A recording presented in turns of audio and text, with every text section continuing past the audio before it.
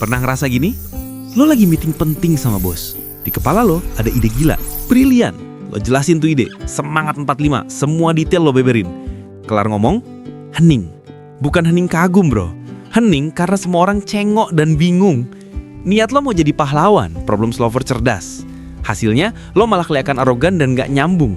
Itu diagnosisnya. Pahit, emang, tapi akurat. Dengerin. Masalahnya bukan ide lo jelek, bukan juga karena lo bego. Masalahnya, kalibrasi sosial lo itu off, jauh. Di otak lo lagi nyajiin mahakarya. Tapi di mata bos dan temen-temen lo lagi ngelakuin sesuatu yang nyebelin banget. Ini namanya the curse of knowledge. Lo saking dalamnya mikirin solusi lo yang keren itu, lo sampai lupa pertanyaan awalnya apaan sih? Sama aja kayak ada yang nanya, bro, makan siang di mana enak? Lo malah ceramah 10 menit soal sejarah kuliner di daerah itu. Niatnya bagus, tapi bikin capek dan gak relevan. Satu kesalahan fatal itu adalah lo sibuk ngejawab pertanyaan yang gak pernah ada yang nanya. Lo gak nyelesain masalah mereka, lo lagi muasin ego lo biar kelihatan pinter. Dan saat itu juga semua orang langsung mikir lo gak dengerin, gak peduli, dan cuma mau pamer. Sobat karir, dengerin baik-baik. Kalau tadi kita udah bedah penyakitnya, kita udah tahu virus curse of knowledge ini bikin lo kelihatan kayak profesor yang nyasar di taman kanak-kanak. Sekarang saatnya kita suntik vaksinnya. Ini bukan pil ajaib yang langsung bikin lo jadi MVP. Ini resep protokol, panduan praktis yang harus lo terapin dengan disiplin militer. Jangan nawar. Jangan bilang, kayaknya gue udah lakuin ini deh. Lakuin persis seperti yang gue bilang. Ini bukan soal teori, ini soal eksekusi. Gue kasih lo 3 protokol, 3 jurus jitu yang bakal ngubah lo dari si paling nyebelin jadi si paling efektif di mata bos, klien, dan tim lo. Siap? Protokol 1, terapkan jeda taktis 3 detik. Sebelum mulut lo mangap, sebelum otak lo autopilot mode pamer, tarik napas. Hitung 1, 2, 3. Pakai jeda singkat itu bukan buat lo mikir jawaban paling canggih atau data apa lagi yang bisa lo keluarin. Bukan. Jeda ini adalah reset button lo. Ini paksa otak lo keluar dari mode autopilot yang cuma mau nunjukin betapa pinternya lo. Di jeda 3 detik itu, lo cuma perlu nanya satu hal ke diri lo sendiri. Sebenarnya, dia tadi nanya apa sih? Apa inti dari pertanyaannya? Jangan sok nebak-nebak, jangan langsung berasumsi lo udah tahu semua. Ini kayak lo lagi di meja negosiasi. Lo nggak langsung nyuracos harga penawaran. Lo ambil jeda, lo proses informasi yang baru masuk. Jeda ini adalah penangkal racun the curse of knowledge lo. Ini paksa lo untuk mendengarkan, bukan sekedar menunggu giliran bicara. Ini disiplin mental yang bakal menyelamatkan lo dari banyak miskomunikasi fatal di dunia kerja. Protokol 2, lakukan konfirmasi misi. Setelah lo pakai jeda taktis tadi, jangan langsung nyerocos jawaban.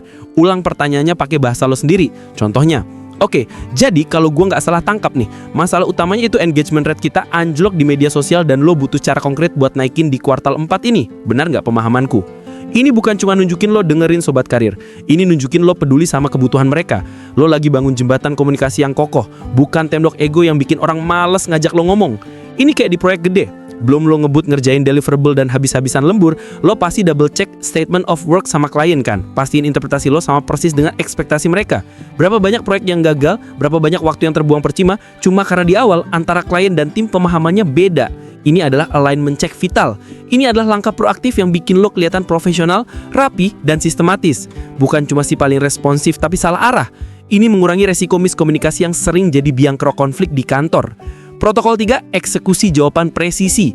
Pakai the sniper approach, bukan the machine gun. Ingat ini, machine gun itu lo tembakin semua peluru yang lo punya, berharap ada yang kena. Lo muntahin semua data, semua ide, semua analisa, tanpa filter. Hasilnya, berisik, boros, dan seringkali nggak efektif. Sniper itu beda. Sniper itu lo incar satu target, satu tembakan, langsung bullseye. Jawab cuma pertanyaan yang ditanyain. Singkat, tajam, dan tepat sasaran. Udah, diem. Biarkan hening sejenak. Jangan takut sama keheningan sobat karir. Di dunia korporat, hening seringkali punya kekuatan lebih dari 1000 kata. Ini bukan canggung, ini strategis. Kalau mereka butuh lebih, kalau mereka tertarik, mereka yang bakal nanya lagi. Mereka yang bakal gali lebih dalam. Ini ngasih remote control ke lawan bicara lo. Lo bilang, ini jawabannya, butuh info lebih, lo yang pegang kendali. Ini nunjukin lo menghargai waktu mereka dan percaya mereka cukup cerdas untuk bertanya lebih lanjut. Orang udah capek sama banjir informasi yang gak relevan. Mereka butuh filter, bukan tambahan kerumitan. Lo jadi filternya. Dengan the sniper approach, lo dipersepsikan sebagai orang yang efisien, fokus, dan menghargai waktu. Bukan sebagai kamus berjalan yang gak bisa bedain relevansi. Ini juga ngajarin lo untuk punya boundaries dalam komunikasi. Jangan obral semua kartu lo di awal. Simpan amunisi tambahan untuk follow up. Kalau lo jalanin protokol ini, hasilnya udah jelas. Persepsi orang terhadap kecerdasan lo bakal meroket. Lo bukan lagi si paling tahu yang berisik, tapi problem solver strategis yang tajam. Pengaruh lo bakal naik kelas. Sekarang, misi lo buat 7 hari ke depan. Ini perintah. Di setiap rapat atau diskusi penting, pilih satu kesempatan buat sengaja ngelakuin protokol nomor 2, konfirmasi misi. Cuma sekali, lakuin yang benar. Rasain bedanya. Kalau misi selesai, balik ke video ini. Lapor di komen formatnya, misi selesai, hasil, ceritain apa yang lo rasain. Misi diterima, go execute. Over and out.